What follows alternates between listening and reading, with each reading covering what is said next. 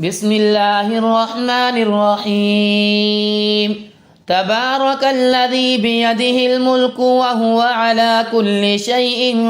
قدير. الذي خلق الموت والحياة ليبلوكم أيكم أحسن عملا وهو العزيز الغفور. الذي خلق 7 سماوات طباقا ما ترى في خلق الرحمن من تفاوت فارجع البصر هل ترى من فطور ثم ارجع البصر كرتين ينقلب إليك البصر خاسئا وهو حسير. ولقد زينا السماء الدنيا بمصابيح وجعلناها رجوما للشياطين وأعتدنا لهم عذاب السعير. وللذين كفروا بربهم عذاب جهنم وبئس المصير. إذا ألقوا فيها سمعوا لها شهيقا وهي تفور تكاد تميز من الغيظ كلما ألقي فيها فوج سألهم خزنتها ألم يأتكم نذير قالوا بلى قد جاءنا نذير فكذبنا وقلنا ما نزل الله من شيء إن أنتم إلا في ضلال كبير. وقالوا لو كنا نسمع أو نعقل ما كنا في أصحاب السعير فاعترفوا بذنبهم فسحقا لأصحاب السعير. إن الذين يخشون ربهم بالغيب لهم مغفرة وأجر كبير. وأسروا قولكم أو اجهروا به إنه عليم بذات الصدور. ألا يعلم من خلق وهو اللطيف الخبير. هو الذي جعل لكم الأرض ذلولا فامشوا في مناكبها وكلوا من رزقه وإليه النشور. أأمنتم من في السماء أن يخسف بكم الأرض فإذا هي تمور أم أمنتم من في السماء أن يرسل عليكم حاصبا فستعلمون كيف نذير. ولقد كذب الذين من قبلهم فكيف كان نكير. أولم يروا إلى الطير فوقهم صافات ويقبضن ما يمسكهن إلا الرحمن إنه بكل شيء بصير. أمن هذا الذي هو جند لكم ينصركم من دون الرحمن إن الكافرون إلا في غرور. أمن هذا الذي يرزقكم إن أمسك رزقه بل لجوا في عتو ونفور. أفمن يمشي مكبا على وجهه أهدى أمن يمشي سويا على صراط مستقيم. قل هو الذي أنشأكم وجعل لكم السمع والأبصار والأفئدة قليلا ما تشكرون. قل هو الذي ذرأكم في الأرض وإليه تحشرون. ويقولون متى هذا الوعد إن كنتم صادقين. قل إنما العلم عند الله وإنما أنا نذير مبين. فلما رأوه زلفة سيئت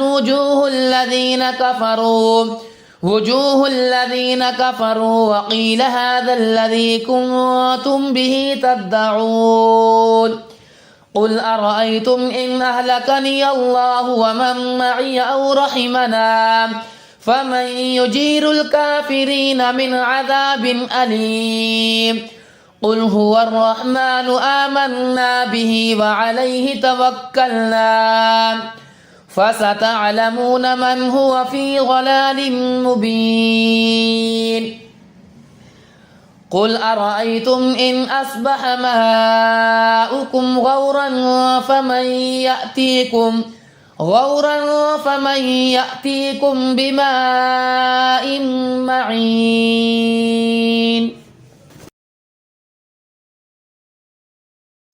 بسم الله الرحمن الرحيم نون والقلم وما يسطرون ما أنت بنعمة ربك بمجنون وإن لك لأجرا غير ممنون وإنك لعلى خلق عظيم فستبصر ويبصرون بأيكم المفتون إن ربك هو أعلم بمن ضل عن سبيله وهو أعلم بالمهتدين فلا تطع المكذبين ودوا لو تدهن فيدهنون ولا تطع كل حلاف مهين هماز مشاء بنميم مناع للخير معتد أثيم عتل بعد ذلك زنيم أن كان ذا مال وبنين إذا تتلى عليه آياتنا قال أساطير الأولين سنسمه على الخرطوم إنا بلوناهم كما بلونا أصحاب الجنة إذ أقسموا ليصرمنها مصبحين ولا يستثنون فطاف عليها طائف من ربك وهم نائمون فأصبحت كالصريم فتنادوا مصبحين أن اغدوا على حرثكم إن كنتم صارمين فانطلقوا وهم يتخافتون ألا يدخلنها اليوم عليكم مسكين وغدوا على حرد قادرين فلما رأوها قالوا إنا لضالون بل نحن محرومون قال أوسطهم ألم أقل لكم لولا تسبحون قالوا سبحان ربنا إنا كنا ظالمين فأقبل بعضهم على بعض يتلاومون قالوا يا ويلنا إنا كنا طاغين عسى ربنا أن يبدلنا خيرا منها إنا إلى ربنا راغبون كذلك العذاب ولعذاب الآخرة أكبر لو كانوا يعلمون إن للمتقين عند ربهم جنات النعيم أفنجعل المسلمين كالمجرمين ما لكم كيف تحكمون أم لكم كتاب فيه تدرسون إن لكم فيه لما تخيرون أم لكم أيمان علينا بالغة إلى يوم القيامة إن لكم لما تحكمون سلهم أيهم بذلك زعيم أم لهم شركاء فليأتوا بشركائهم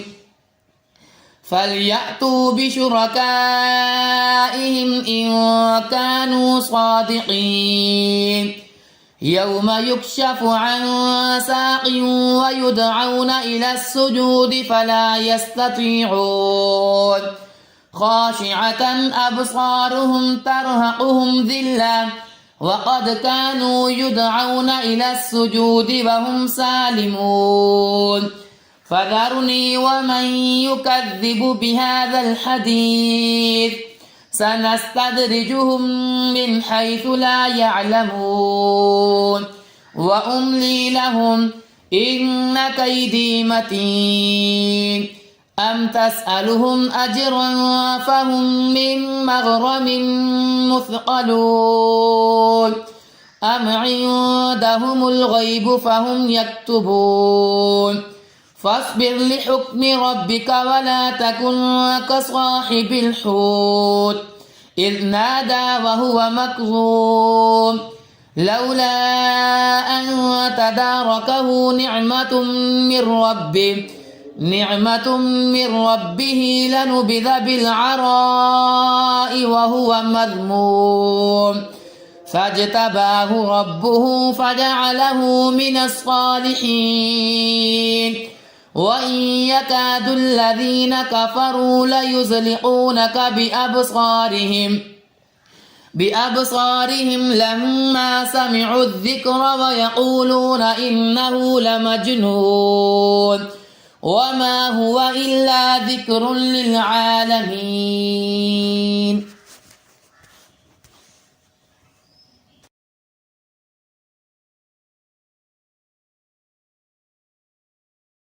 بسم الله الرحمن الرحيم.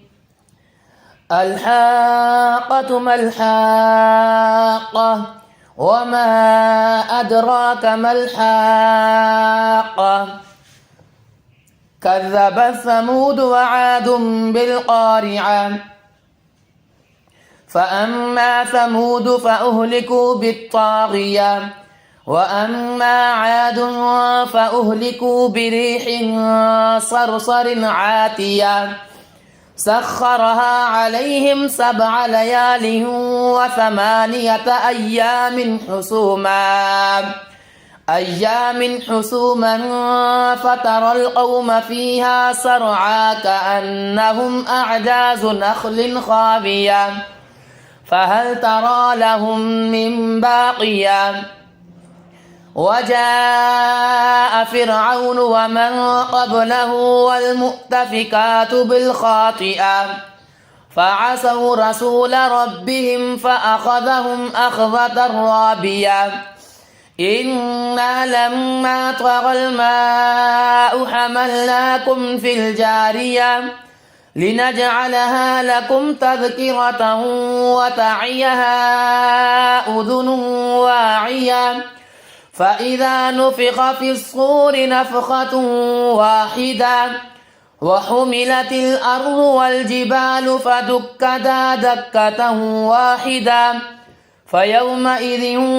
وقعت الواقعة وانشقت السماء فهي يومئذ واهية والملك على أرجائها ويحمل عرش ربك فوقهم يومئذ 8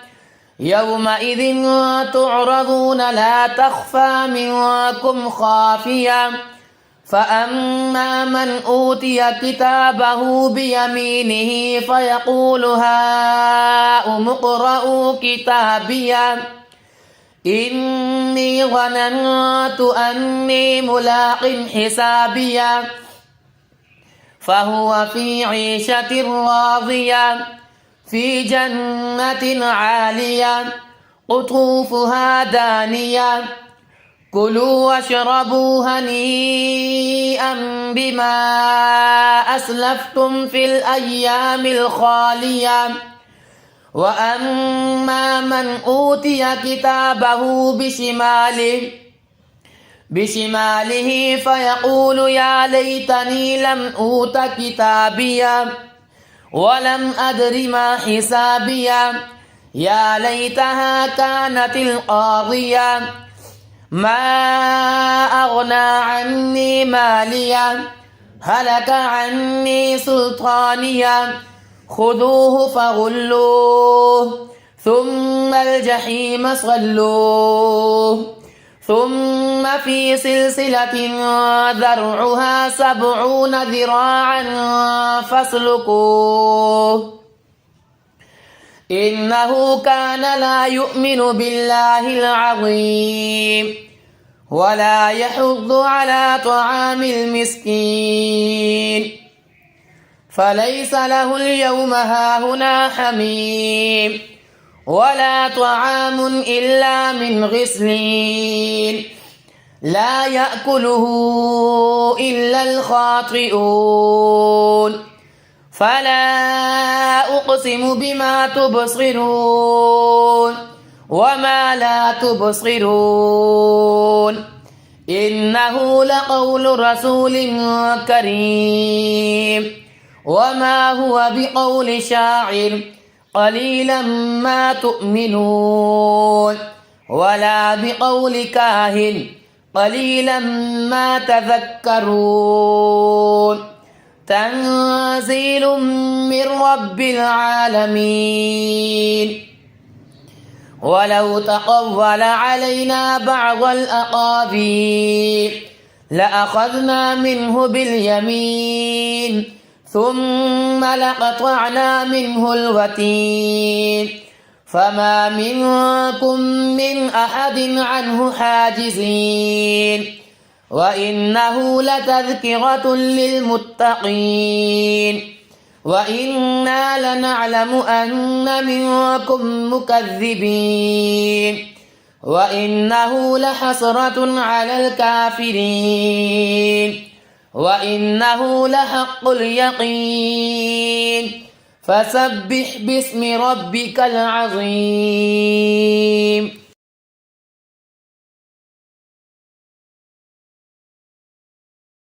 بسم الله الرحمن الرحيم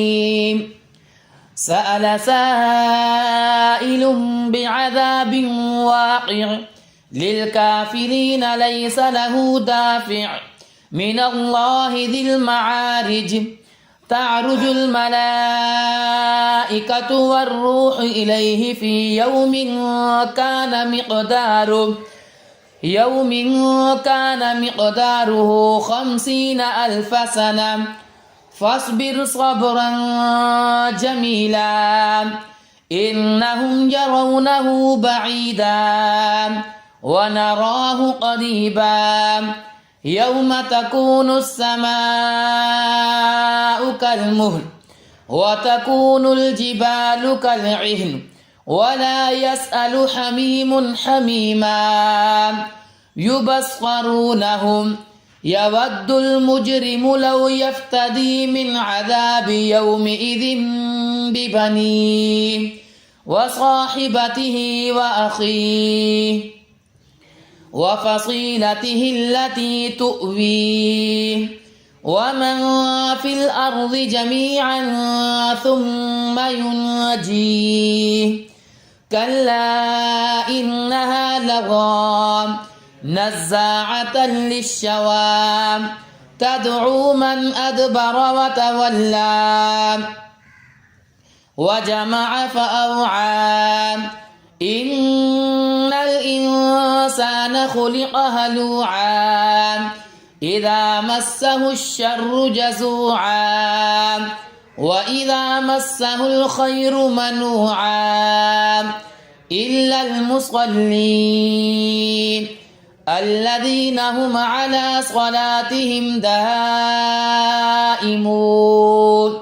والذين في أموالهم حق معلوم للسائل والمحروم والذين يصدقون بيوم الدين والذين هم من عذاب ربهم مشفقون إن عذاب ربهم غير مأمون والذين هم لفروجهم حافظون إلا على أزواجهم أو ما ملكت أيمانهم فإنهم غير ملومين فمن ابتغى وراء ذلك فأولئك هم العادون والذين هم لأماناتهم وعهدهم راعون والذين هم بشهاداتهم قائمون والذين هم على صلاتهم يحافظون أولئك في جنات مكرمون فما للذين كفروا قبلك مهطعين عن اليمين وعن الشمال عزين أيطمع كل امرئ منهم أن يدخل جنة نعيم كلا إنا خلقناهم مما يعلمون فلا أقسم برب المشارق والمغارب إنا لقادرون على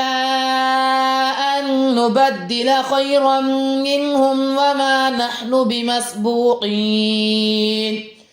فذرهم يخوضوا ويلعبوا حتى يلاقوا يومهم الذي يوعدون يوم يخرجون من الأجداث سراعا كأنهم إلى نصب يوفضون خاشعة أبصارهم ترهقهم ذلة ذلك اليوم الذي كانوا يوعدون.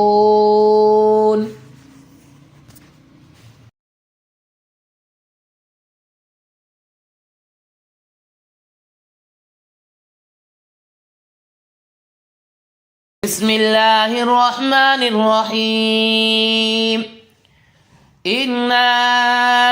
أرسلنا نوحا إلى قومه أن أنذر قومك من قبل أن يأتيهم عذاب أليم قال يا قوم إني لكم نذير مبين أن اعبدوا الله واتقوه وأطيعون يغفر لكم من ذنوبكم ويؤخركم إلى أجل مسمى إن أجل الله إذا جاء لا يؤخر لو كنتم تعلمون قال رب إني دعوت قومي ليلا ونهارا فلم يزدهم دعائي إلا فرارا وإني كلما دعوتهم لتغفر لهم جعلوا أصابعهم في آذانهم واستغشوا ثيابهم وأصروا واستكبروا استكبارا ثم إني دعوتهم جهارا ثم إني أعلنت لهم وأسررت لهم إسرارا فقلت استغفروا ربكم إنه كان غفارا يرسل السماء عليكم مدرارا ويمددكم بأموال وبنين ويجعل لكم جنات ويجعل لكم جنات ويجعل لكم أنهارا ما لكم لا ترجون لله وقارا وقد خلقكم أطوارا ألم تروا كيف خلق الله 7 سماوات طباقا وجعل القمر فيهن نورا وجعل الشمس سراجا والله أنبتكم من الأرض نباتا ثم يعيدكم فيها ويخرجكم إخراجا والله جعل لكم الأرض بساطا لتسلكوا منها سبلا فجاجا قال نوح رب إنهم عصوني واتبعوا من لم يزده ماله وولده إلا خسارا ومكروا مكرا كبارا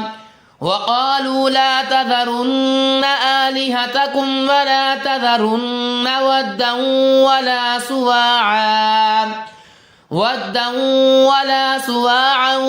ولا يغوث ويعوق ونسرا وقد أضلوا كثيرا ولا تزد الظالمين إلا ضلالا مما خطيئاتهم أغرقوا فأدخلوا نارا فلم يجدوا لهم من دون الله أنصارا وقال نوح رب لا تذر على الأرض من الكافرين ديارا إنك إن تذرهم يضلوا عبادك ولا يلدوا إلا فاجرا كفارا رب اغفر لي ولوالدي ولمن دخل بيتي مؤمنا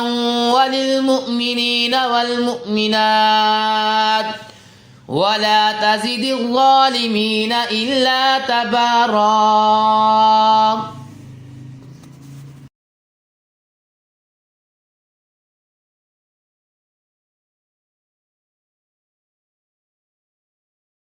بسم الله الرحمن الرحيم قل أوحي إلي أنه استمع نفر من الجن فقالوا إنا سمعنا قرآنا عجبا يهدي إلى الرشد فآمنا به ولن نشرك بربنا أحدا وأنه تعالى جد ربنا ما اتخذ صاحبة ولا ولدا وأنه كان يقول سفيهنا على الله شططا وأنا ظننا أن لن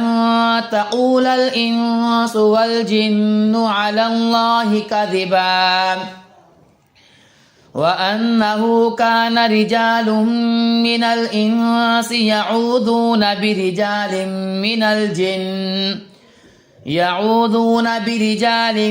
من الجن فزادوهم رهقا وأنهم ظنوا كما ظننتم أن لن يبعث الله أحدا وأنا لمسنا السماء فوجدناها ملئت حرسا شديدا وشهبا وأنا كنا نقعد منها مقاعد للسمع فمن يستمع الآن يجد له شهابا رصدا وأنا لا ندري أشر أريد بمن في الأرض أم أراد بهم ربهم رشدا وأنا منا الصالحون ومنا دون ذلك كنا طرائق قددا وأنا ظننا أن لن نعجز الله في الأرض ولن نعجزه هربا وأنا لما سمعنا الهدى آمنا به فمن يؤمن بربه فلا يخاف بخسا ولا رهقا وأنا منا المسلمون ومنا القاسطون فمن أسلم فأولئك تحروا رشدا وأما القاسطون فكانوا لجهنم حطبا وأن لو استقاموا على الطريقة لأسقيناهم ماء غدقا لنفتنهم فيه ومن يعرض عن ذكر ربه يسلكه عذابا صعدا وأن المساجد لله فلا تدعوا مع الله أحدا وأنه لما قام عبد الله يدعوه كادوا يكونون عليه لبدا قل إنما أدعو ربي ولا أشرك به أحدا قل إني لا أملك لكم ضرا ولا رشدا قل إني لن يجيرني من الله أحد ولن أجد من دونه ملتحدا إلا بلاغا من الله ورسالاته ومن يعص الله ورسوله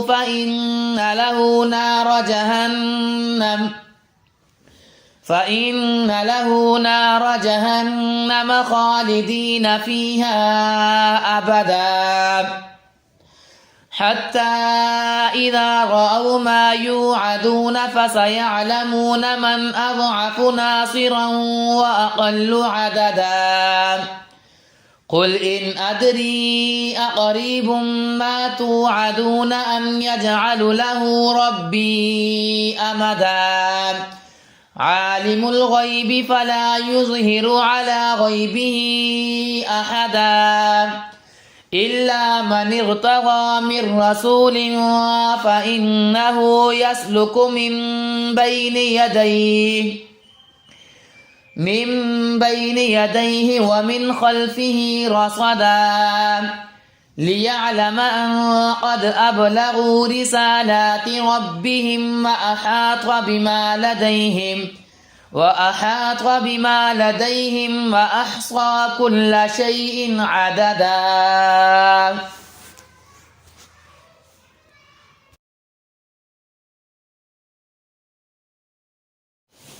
أعوذ بالله من الشيطان الرجيم بسم الله الرحمن الرحيم يا أيها المزمل قم الليل إلا قليلا نصفه أو انقص منه قليلا أو زد عليه ورتل القرآن ترتيلا إنا سنلقي عليك قولا ثقيلا إن ناشئة الليل هي أشد وطئا وأقوم قيلا إن لك في النهار سبحا طويلا واذكر اسم ربك وتبتل إليه تبتيلا رب المشرق والمغرب لا إله إلا هو فاتخذه وكيلا واصبر على ما يقولون واهجرهم هجرا جميلا وذرني والمكذبين أولي النعمة ومهلهم قليلا إن لدينا أنكالا وجحيما وطعاما ذا غصة وعذابا أليما يوم ترجف الأرض والجبال وكانت الجبال كثيبا مهيلا إنا أرسلنا إليكم رسولا شاهدا عليكم كما أرسلنا إلى فرعون رسولا فعصى فرعون الرسول فأخذناه أخذه وبيلا فكيف تتقون إن كفرتم يوما يجعل البلدان شيبا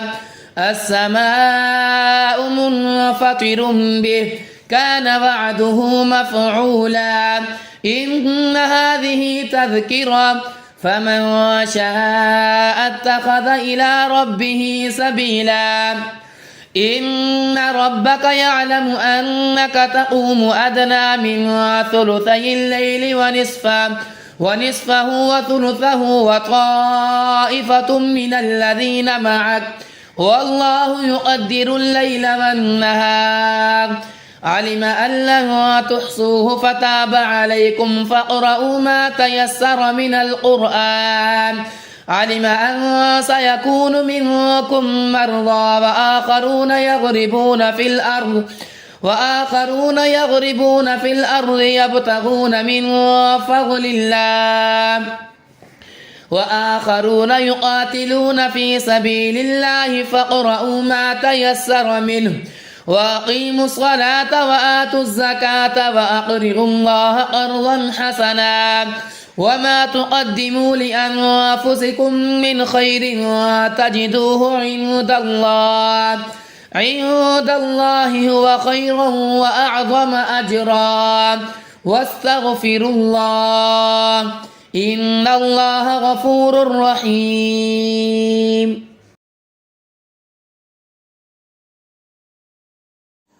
أعوذ بالله من الشيطان الرجيم. بسم الله الرحمن الرحيم. يا أيها المدثر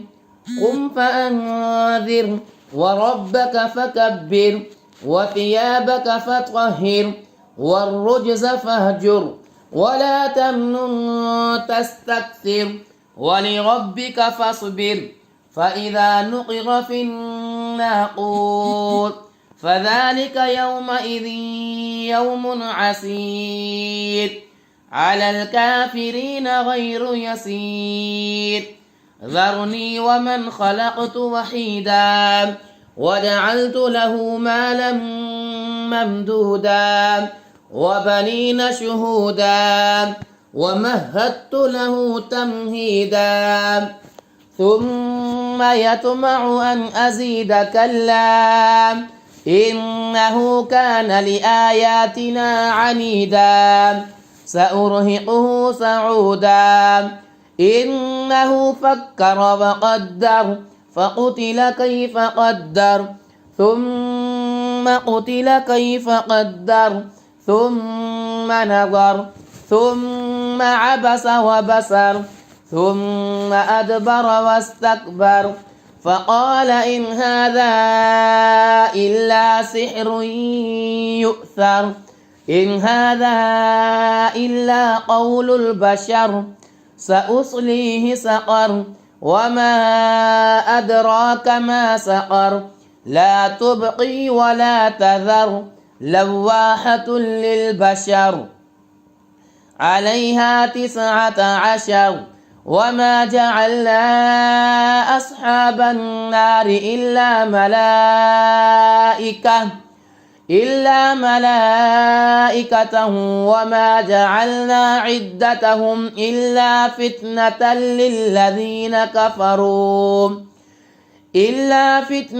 للذين كفروا ليستيقن الذين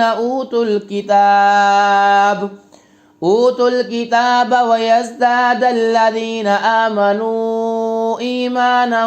ولا يرتاب الذين أوتوا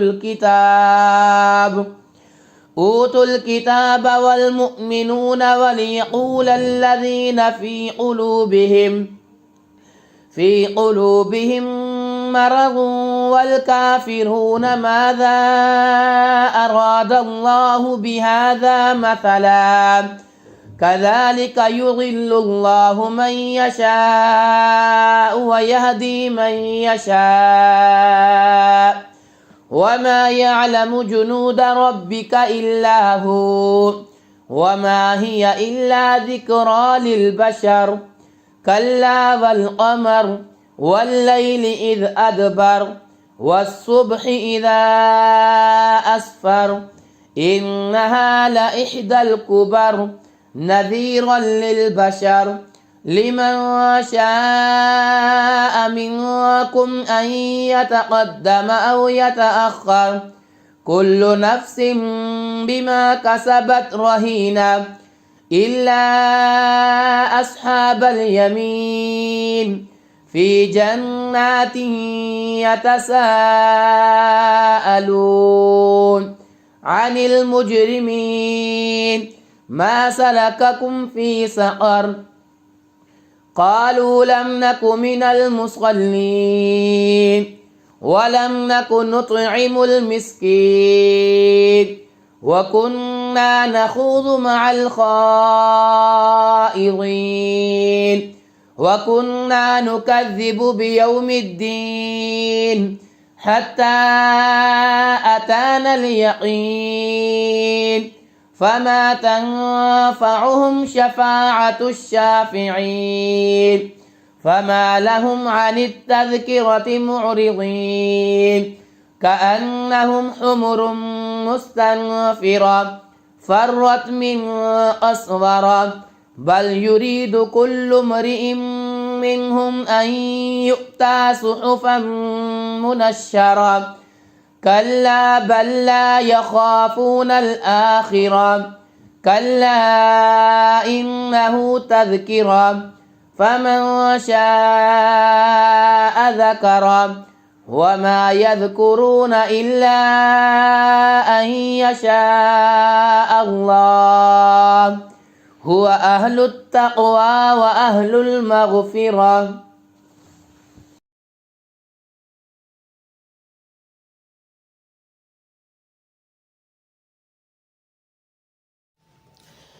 أعوذ بالله من الشيطان الرجيم. بسم الله الرحمن الرحيم.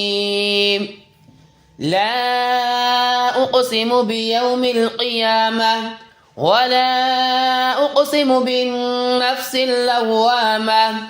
أيحسب الإنسان أن لن نجمع عظامه بلى قادرين على أن نسوي بنانه بل يريد الإنسان ليفجر أمامه يسأل أيان يوم القيامة فإذا برق البصر وخسف القمر وجمع الشمس والقمر يقول الإنسان يومئذ أين المفر كلا لا وزر إلى ربك يومئذ المستقر ينبأ الإنسان يومئذ بما قدم وأخر بل الإنسان على نفسه بصيرة ولو ألقى معاذيره لا تحرك به لسانك لتعجل به إن علينا جمعه وقرآنه فإذا قرأناه فاتبع قرآنه ثم إن علينا بيانه كلا بل تحبون العاجلة وتذرون الآخرة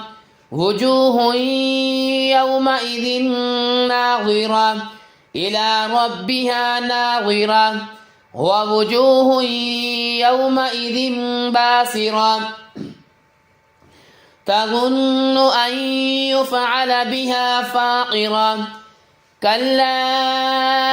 إذا بلغت التراقي وقيل من راق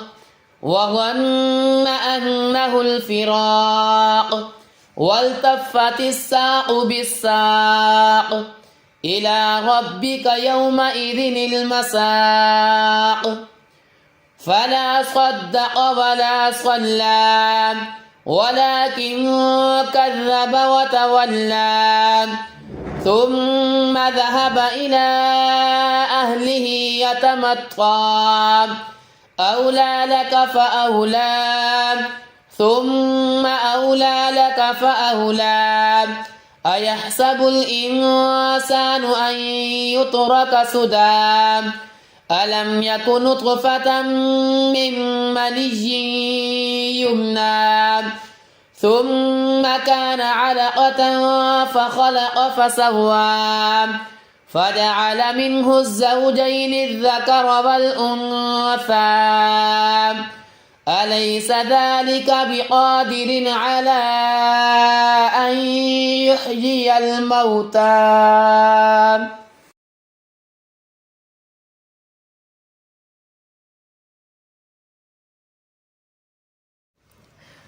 بسم الله الرحمن الرحيم هل أتى على الإنسان حين من الدهر لم يكن شيئا مذكورا إنا خلقنا الإنسان من نطفة أمشاج نبتليه فجعلناه سميعا بصيرا إنا هديناه السبيل إما شاكرا وإما كفورا إنا أعتدنا للكافرين سلاسل وأغلالا وسعيرا إن الأبرار يشربون من كأس كان مزاجها كافورا عينا يشرب بها عباد الله يفجرونها تفجيرا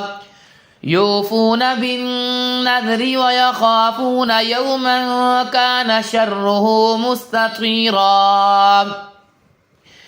ويطعمون الطعام على حبه مسكينا ويتيما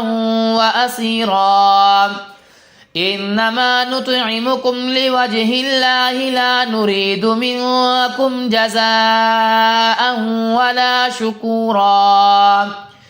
إنا نخاف من ربنا يوما عبوسا قمطريرا فوقاهم الله شر ذلك اليوم ولقاهم نظرة وسرورا وجزاهم بما صبروا جنة وحريرا متكئين فيها على الأرائك لا يرون فيها شمسا ولا زمهريرا ودانية عليهم ظلالها وذللت قطوفها تذليلا ويطاف عليهم بآنية من فضة وأكواب كانت قوارير من فضة قدروها تقديرا ويسقون فيها كأسا كان مزاجها زنجبيلا عينا فيها تسمى سلسبيلا ويطوف عليهم ولدان مخلدون إذا رأيتهم حسبتهم لؤلؤا منثورا وإذا رأيت ثم رأيت نعيما وملكا كبيرا عاليهم ثياب سندس خضر واستبرق وحلوا أسابر من فضة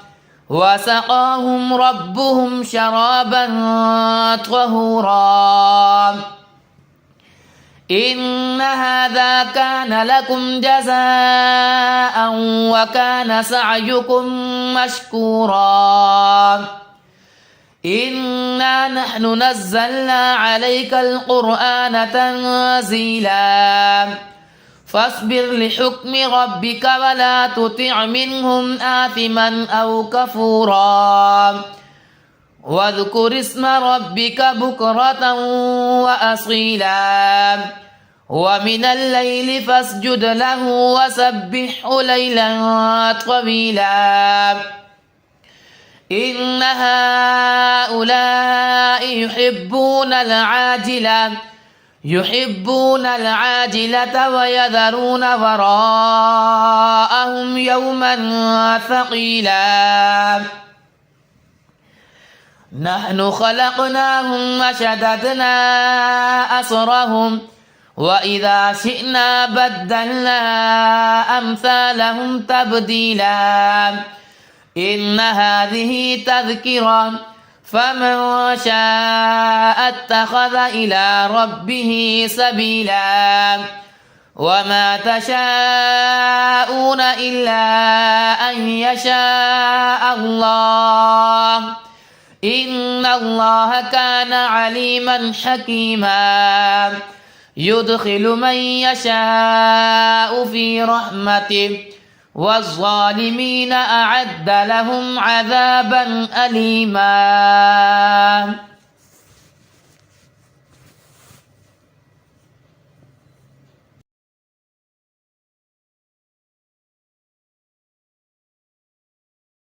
أعوذ بالله من الشيطان الرجيم.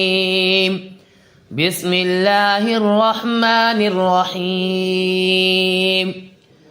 والمرسلات عرفا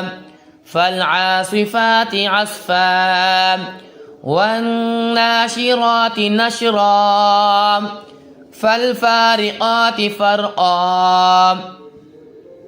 فالملقيات ذكرا عذرا أو نذرا إنما توعدون لواقع فإذا النجوم طمست وإذا السماء فرجت وإذا الجبال نصفت وإذا الرسل أقتت لأي يوم أجلت ليوم الفصل وما أدراك ما يوم الفصل ويل يومئذ للمكذبين ألم نهلك الأولين ثم نتبعهم الآخرين كذلك نفعل بالمجرمين ويل يومئذ للمكذبين ألم نخلقكم من ماء مهين فجعلناه في قرار مكين إلى قدر معلوم فقدرنا فنعم القادرون ويل يومئذ للمكذبين ألم نجعل الأرض كفاتا أحياء وأمواتا وجعلنا فيها رواسي شامخات وأسقيناكم ماء فراتا ويل يومئذ للمكذبين انطلقوا إلى ما كنتم به تكذبون انطلقوا إلى ظل ذي 3 شعب لا ظليل ولا يغني من اللهب إنها ترمي بشرر كالقصر كأنه جمالة صفر ويل يومئذ للمكذبين هذا يوم لا ينطقون ولا يؤذن لهم فيعتذرون ويل يومئذ للمكذبين هذا يوم الفصل جمعناكم والأولين فإن كان لكم كيد فكيدون ويل يومئذ للمكذبين إن المتقين في ظلال وعيون وفواكه مما يشتهون كلوا واشربوا هنيئا بما كنتم تعملون إنا كذلك نجزي المحسنين ويل يومئذ للمكذبين كلوا وتمتعوا قليلا إنكم مجرمون ويل يومئذ للمكذبين وإذا قيل لهم اركعوا لا يركعون ويل يومئذ للمكذبين فبأي حديث بعده يؤمنون.